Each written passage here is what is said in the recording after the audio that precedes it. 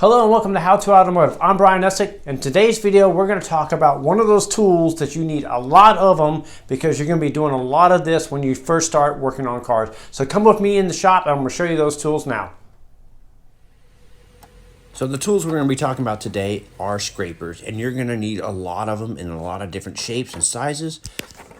And the reason why is when you first start working on cars, you're going to be doing a lot of leak repairs, which means you're going to be removing a lot of gaskets, silicone, and that type of stuff. So you're going to need a lot of different scrapers in a lot of different shapes and sizes to get to all these different gasket materials that you're going to run across. So I'm going to share with you some of my scrapers that I use on a day-to-day basis.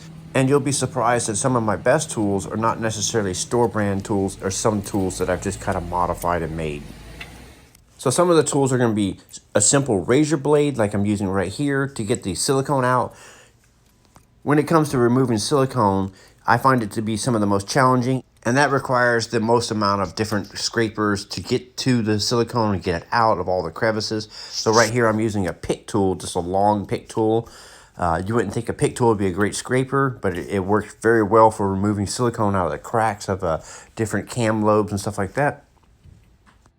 I find a 90-degree pick works the best, so you want to add one of those to your collection. Here I got a very thin snap-on scraper here that's designed to get in there.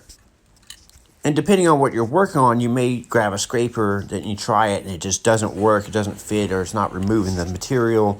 So that's why you need a lot of these different types of scrapers to get in there and try different things to clean it all off. Scrapers like this are your most common here, where they're just kind of a flat blade with a sharp edge. They got razor blades, holders like this one here. These are kind of like your putty knife style scrapers here. This is from VIM Tools. They work really well, especially on big projects like oil pans and stuff like that. So some of the best tools I've run across are the tools that you modify. Like this is my coworker's here. So this is a putty knife one here that he's shaped in a certain angle, and he's sharpened it really sharp with a belt grinder.